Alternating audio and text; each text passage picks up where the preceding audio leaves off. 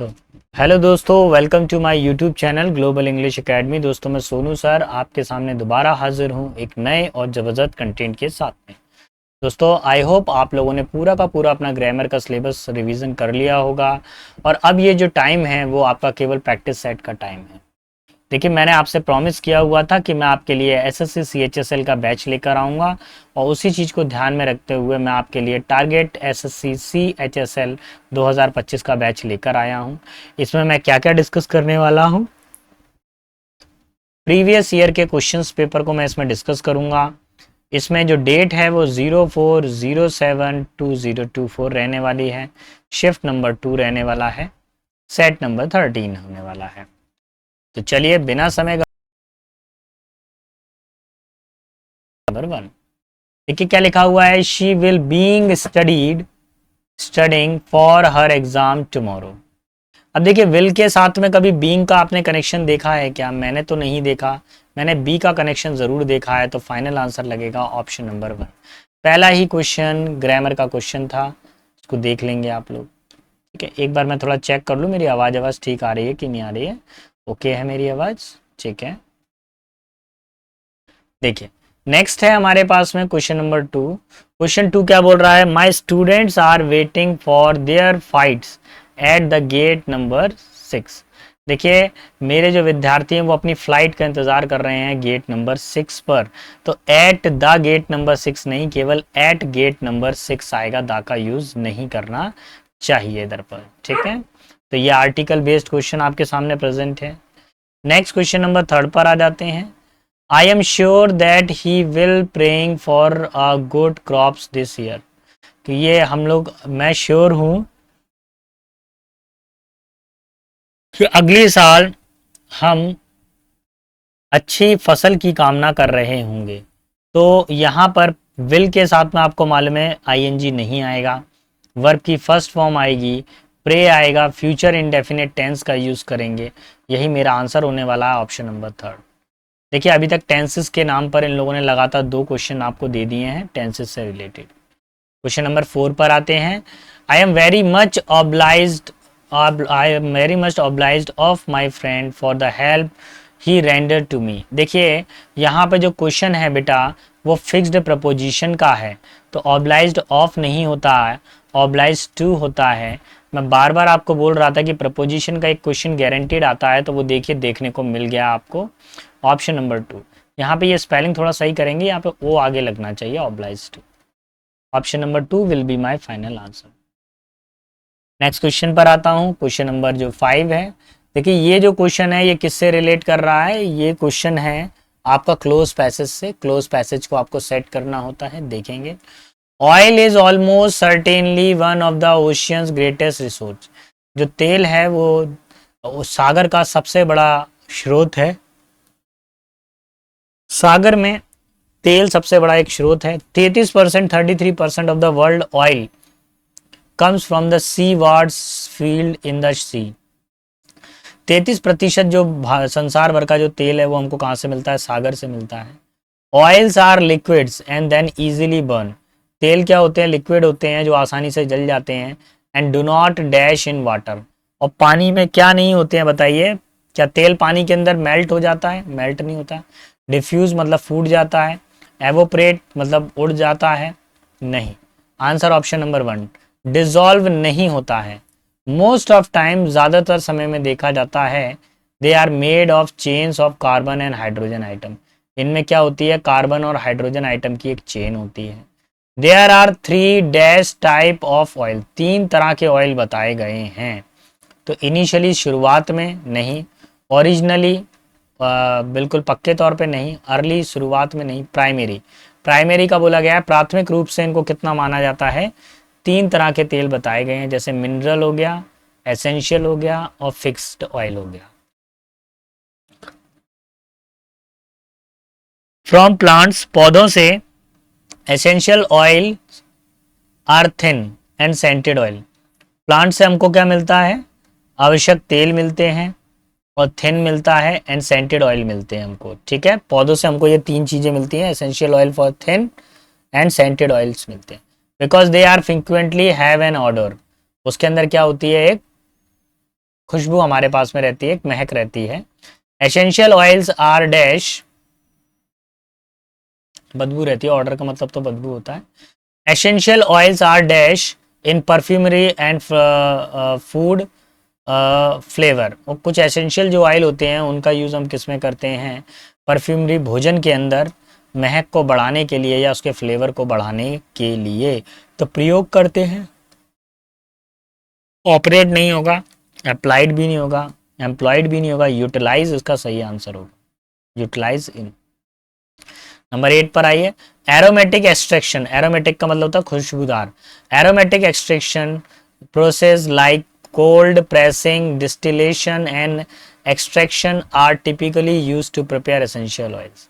देखिए एरोमेटिक मतलब यानी खुशबूदार जो होते हैं वो किस किस से बनते हैं, कोल्ड प्रेसिंग से बनता है, डिस्टिलेशन से बनता है, और एक्सट्रैक्शन करके एसेंशियल ऑयल में से हम लोग और खुशबूदार ऑयल को निकाल लेते हैं। Fatty acids are used by animal.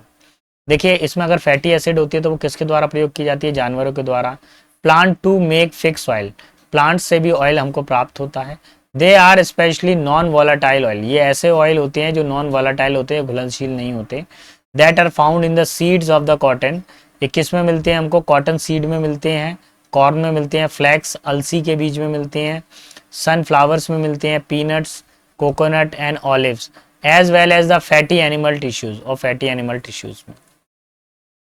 फिर बोला गया है minerals are produced from, minerals क्या होते हैं, प्रोड्यूस होते हैं, किससे प्रोड्यूस होते हैं, देखेंगे। Minerals are produce from petroleum, mineral हमको पेट्रोलियम से मिलता है। Which has been underground for the million of year, जो कई वर्षों पहले क्या होते हैं, जमीन के अंदर दफन होते हैं। फ्रॉम सी ऑर्गेनिज्म स्केलेटन, और इसमें क्या होता है, देखिए कई करोड़ों वर्ष पहले मौसम परिवर्तन के कारण कई सारे जीव जंतु मर जाते हैं, और मरने के बाद में उनकी बॉडी जमीन के अंदर दफन रह गई। जब बॉडी दफन रह गई, टेम्परेचर बढ़ा, और टेम्परेचर के साथ बॉडी पिघलने लगी, और उसके अंदर का जो ऑयल था वो हमारे पास में पेट्रोलियम उत्पाद के रूप में मिलने लगा, जिसको हम मिनरल ऑयल के फॉर्म में भी देखते हैं। Mineral oils are one of the petroleum by product which lowest price. Mineral oil क्या होते हैं, पेट्रोलियम प्रोडक्ट के एक एक्स्ट्रा प्रोडक्ट होते हैं जिनका लोएस्ट प्राइस होता है। Mineral oils are colourless and transparent. Mineral oil क्या होते हैं, कलरलेस होते हैं और ट्रांसपेरेंट होते हैं। They are made up of a dash hydrocarbon, ये किससे बने होते हैं, हाइड्रोकार्बन से बने होते हैं। एसोसिएशन नहीं होगा, कोलाब्रेशन सहयोग से नहीं बनेंगे। कॉम्बिनेशन, कॉम्बिनेशन का मतलब होता है गठजोड़, किसका गठजोड़ होता है, हाइड्रोजन कार्बन का। कोऑपरेशन सहयोग ये नहीं। चलिए क्वेश्चन नंबर 10 पर आते हैं। Applications are to be send to the schools email ID before 30 June. 30 June से पहले एप्लीकेशन को स्कूल ईमेल आईडी पे भेजा जाना है। तो आई थिंक ठीक है, भेजा जाना है, ये सही है, इसके अंदर कोई एरर नहीं लग रही है, दिया गया स्टेटमेंट बिल्कुल सही और सटीक बैठ रहा है। क्वेश्चन 11 पर आ जाते हैं। The dash in my shoe less created a lot of trouble. मेरे जो शू लेस में बहुत ज़्यादा दिक्कत हो रही है। अब किसकी वजह से हो रही है, देखिए पहला जो वर्ड है हमारे पास में नॉट, इसका मतलब होता था शून्य, जीरो। चौथा वाला जो नॉट है इसका मतलब भी जीरो होता है।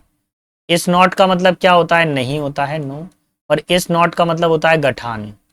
तो जो हम लोग क्या करते हैं, जो गठान बांधते हैं, किस में बांधते हैं गठान, हम लोग जूते में जो गठान बांधते हैं उसके लिए हम लोग नॉट का यूज करते हैं। ठीक है, क्वेश्चन नंबर 12 पर आइए। The crowd gave them a dash of applause. भीड़ ने क्या किया, तालियों के साथ उनका स्वागत किया। तो तालियों के साथ स्वागत करेंगे तो येल तो चिल्लाना होता है, ये नहीं होगा। लोड वजन होता है, नहीं होगा। राउंड का मतलब घेरा होता है। लाफ का मतलब खुशी होती है। तालियों की जो गड़गड़ाहट होती है उसको बोला जाता है राउंड ऑफ एप्लॉज। ठीक है, तो भीड़ ने क्या किया, तालियों के साथ उसका स्वागत किया। क्वेश्चन नंबर 13 पर आ जाइए। A sailor was dash through the high tide. Sailor यानी समुद्री नाविक, वो कहाँ पर क्या बड़ी बड़ी लहरों से तैरता हुआ वो जा रहा था। तो क्या कर रहा था वो, क्या वो स्वेलिंग कर रहा था। स्वेलिंग का मतलब क्या होता है कि जैसे किसी के हाथ पैरों में सूजन आ जाती है ना, अपने हाथ पैरों के अंदर चोट वोट लग जाती है, क्या वो था, नहीं। सीलिंग का मतलब होता है छत। सेलिंग का मतलब होता है किसी चीज को बेचना, सेल करना। और ये वाला जो सेलिंग होता है नाव को चलाना। तो यही होगा इसका आंसर, ऑप्शन नंबर 4। ठीक है, चल बढ़ते हैं आगे की तरफ। क्वेश्चन नंबर 14 पर आता हूं। आपको एंटोनिम बताना है बेटा। इंपॉर्टेंट का मतलब क्या होता है? महत्वपूर्ण होता है। रिकरिंग का मतलब होता है किसी चीज का रिपीटेशन होना। ठीक है। और ट्रिवियल का मतलब होता है कोई चीज छोटी होती है, तुच्छ होती है, नॉमिनल। सिग्निफिकेंट का मतलब होता है महत्वपूर्ण, इंपॉर्टेंट। प्रोडक्टिव का मतलब होता है उत्पादक। तो मेरे हिसाब से क्या होगा, अगर कोई चीज महत्वपूर्ण है तो उसका अपोजिट क्या बन जाएगा? बताइए। अपोजिट इसका ट्रिवियल बन जाएगा, option number 2। Clear? Question number 15 पर आते हैं। एंटोनिम बताना है बेटा। मेरिट का मतलब क्या होता है बताइए? मेरिट का मतलब होता है कोई विशिष्ट काम हो, कोई स्पेशल वर्क हो। मेरिट लिस्ट में कोई आ गया तो स्पेशल वर्क। ठीक है। अच्छा, ऑकल्ट का मतलब क्या होता है? ऑकल्ट का मतलब होता है सीक्रेट। रिजल्ट का मतलब आपको पता ही है, परिणाम होता है, कंक्लूजन कह सकते हैं आप। टमल्ट का मतलब क्या होता है? काफी ज्यादा शोरगुल हो, मतलब क्राउड हो, भीड़ हो बहुत ज्यादा। ठीक है, शोरगुल हो रहा हो, बहुत ज्यादा नॉइजी एनवायरमेंट हो। और नेक्स्ट है हमारे पास में फॉल्ट। फॉल्ट का मतलब होता है मिस्टेक। तो देखिए, मेरिट में क्या होता है, बंदा बहुत अच्छे तरीके से परफॉर्म कर रहा होता है, जबकि फॉल्ट में क्या करता है, वो मिस्टेक करता है, गलती करता है। Option number 1। ठीक है। क्वेश्चन नंबर 16 पर आते हैं। आपको स्पेलिंग का करेक्शन देखना है, जो अंडरलाइन किया गया है उनमें से कोई एक प्रॉपर स्पेलिंग आपको सही करनी है। देखिए, एक ज़रूरी चीज़ बेटा, अगर आपको हमारा पढ़ाना पसंद आ रहा है तो प्लीज़ चैनल को लाइक शेयर सब्सक्राइब ज़रूर करें बेटा। अगर आप ऐसा करते हैं तो हम लोगों को भी कॉन्फिडेंस बढ़ता है, मेरा भी कॉन्फिडेंस बढ़ता है कि मैं और इसी तरह का कंटेंट लेकर आऊँ। और जब लाइक शेयर सब्सक्राइब नहीं आते तो हमको लगता है यार क्या ही मतलब है फिर इतना सारा मेहनत करने का, वीडियो बनाने का। अगर आप में से कोई भी बच्चा अगर इंटरेस्टेड है, अगर एक सिंगल बच्चा भी अगर लाइक शेयर सब्सक्राइब करता है तो मेरा हौसला बढ़ता है कि मैं इसी तरह का कंटेंट लेकर आऊँ। आप देखते रहिएगा वीडियो। मैं, मेरा प्रॉमिस है कि एग्ज़ाम से पहले मैं सारे के सारे आपको CHSL के पेपर जो भी जितने हो जाएंगे सारे के सारे कंप्लीट करवा दूंगा मैं। तो देखिए यहाँ पे कंटेंट है। कंटेंट का मतलब क्या होता है? कंटेंट का मतलब होता है वस्तुनिष्ठ। I am content with the day work. अच्छा, कंटेंट का मतलब संतुष्ट भी होता है। तो यहाँ पर जो प्रॉपर जो सही बनेगा इसका आंसर, देखिए ये तो स्पेलिंग गलत है, ये भी गलत है। अब देखो भैया, ये दोनों ही सेम सेम स्पेलिंग हो रही हैं, तो दोनों ही आंसर हो सकते हैं। लेकिन अगर मैं थोड़ा सा चेंज करूं, इधर पे जो कैपिटल सी है अगर मैं इसको स्मॉल सी बना दूं तो फिर मेरा आंसर क्या बन जाएगा? Option number 1। अगर मैं स्मॉल सी बना देता हूं तो, क्योंकि स्मॉल सी से क्या हो जाएगा कि सेंटेंस के बीच में स्मॉल सी आता है और स्टार्टिंग में कैपिटल आता है, तो यहाँ पर तो स्मॉल सी से काम चल जाएगा। मैंने उसको स्मॉल बना दिया है। Namita still can not the pain of her cat's untimely demise. देखिए, नमिता के पास एक बिल्ली थी और बिल्ली जो है अनटाइमली मतलब समय के बिना ही, यानी गलत समय पर उसकी जो है बिल्ली ने उसका साथ छोड़ दिया, समय से पहले ही उसका साथ छोड़ दिया। अब वो उसके दुख को बर्दाश्त नहीं कर पा रही है, उसके बिछड़न को बर्दाश्त नहीं कर पा रही है। तो पहले बेयर का मतलब क्या होता है? मतलब जैसे बिना कपड़े के, निवस्त्र या नंगा कह सकते हैं बेयर का मतलब। ठीक है। अच्छा, बियर का मतलब क्या होता है? बियर का मतलब तो जो ड्रिंक होता है, मतलब जो वाइन होती है, शराब होती है, वो वाला बियर हो गया। इस बियर का मतलब क्या होता है? बर्दाश्त करना, टॉलरेट करना। ठीक है। इसका मतलब भालू भी होता है। और ये जो बायर होता है, बायर का मतलब होता है अर्थी। ठीक है, डेड बॉडी। यहाँ पर क्या होगा, वो बर्दाश्त नहीं कर पा रही है, दुख को बर्दाश्त नहीं कर पा रही है, बिल्ली की मृत्यु के दुख को। क्वेश्चन नंबर 18 पर आते हैं। 18 क्या कह रहा है? Vishnu and Vighnesh are always like two peas in a pod. Vishnu और विघ्नेश कैसे हैं? एक ही पॉड में दो जैसे मटर रखे हो, जैसे मटर का जो दाने होते हैं क्या रहते हैं, इस तरीके से रखे रहते हैं। तो एक ही छिलके के दो मटर के दाने हो, तो लगभग कैसे होंगे? एक ही छिलके के दो मटर के दाने हो, एक जैसे होंगे, very similar to each other, एक दूसरे के बिल्कुल समान होंगे। Option number 1। क्वेश्चन 19 पर आते हैं। He lived on the bank of mighty river. वो कहाँ पे रहता है? वो ताकतवर नदी के किनारे रहता है। ब्रॉड एंड डीप, ये नदी कैसी है? चौड़ी है और गहरी है। That always silently rolling on to vast undiscovered ocean. और जो क्या है? साइलेंटली रोल घूमती रहती है। कहाँ पे जाती रहती है? ये किस तरफ को बढ़ रही है? एक बड़े ही अनडिस्कवर्ड, ऐसा सागर जिसकी गहराई को अपन नाप नहीं पाए हैं, उसकी तरफ ये बढ़ती जा रही है। तो आंसर लगेगा option number 4, which was always silently rolling, जो लगातार उसकी तरफ बढ़ती जा रही है। पास्ट टेंस की घटना, इसलिए मैं वाज का यूज कर रहा हूँ, ठीक है। और नदी के लिए हम लोग किसका यूज कर रहे हैं? विच का यूज कर रहे हैं। रिलेटिव प्रोनाउन से रिलेटेड क्वेश्चन है ये। क्वेश्चन 20 पर आऊंगा बेटा, एंटेनिम आपको बताना है। Gentleman always go a lawful approach. Lawful का मतलब क्या होता है? कानूनन, यानी valid, legal. And rogues choose dash way to solve problem. देखिए, जो समझदार व्यक्ति होते हैं हमेशा कानून का सहारा लेते हैं, लेकिन जो अपराधी तत्व होते हैं वो क्या करते हैं? गलत कानून को अपने हाथ में लेते हैं, गलत तरीका अपनाते हैं। आपको एंटोनिम बताना है। पहला वर्ड है लेजिटिमेट, यानी वैलिड, वैध होता है। सोफिस्टिकेट का मतलब क्या होता है? कोई चीज बिल्कुल साफ सुथरी हो, रिफाइंड हो। इलिसिट का मतलब होता है अनलॉफुल, अनलॉफुल, गैर कानूनी। और लीगल का मतलब क्या हो गया? कानूनन होता है, लॉफुल होता है इसका आंसर। फिलहाल क्या लगाएंगे? लॉफुल का अपोजिट क्या हो जाएगा? Unlawful, option number 3। Clear? Question number 21, incorrect spelling बेटा आपको बतानी है 21 के अंदर। तो यहां पर बहुत ध्यान से देखिएगा। एस्टाउंड का मतलब होता है आश्चर्य में पड़ना, और इसकी स्पेलिंग बिल्कुल सही है।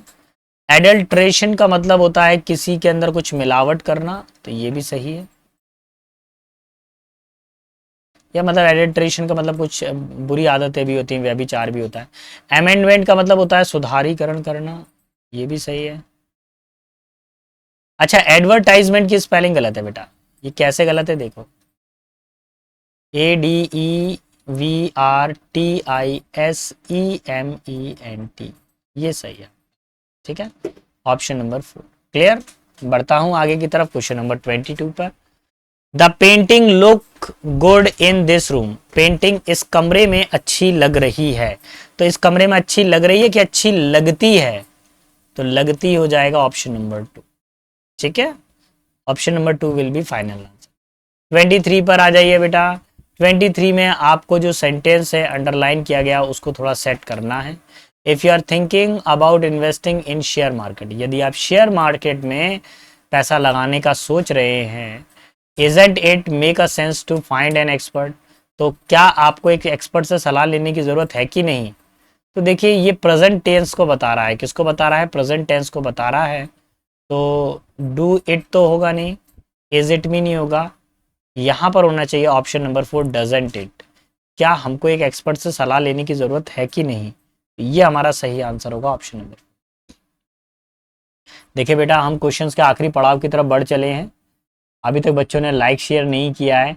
अगर आपको लग रहा है कि मैं वाकई बहुत मेहनत कर रहा हूँ, आपको लग रहा है कि एक नंबर भी आपके इस पेपर के अंदर प्लस हो रहा है, तो प्लीज़ चैनल को लाइक शेयर सब्सक्राइब ज़रूर करें बेटा।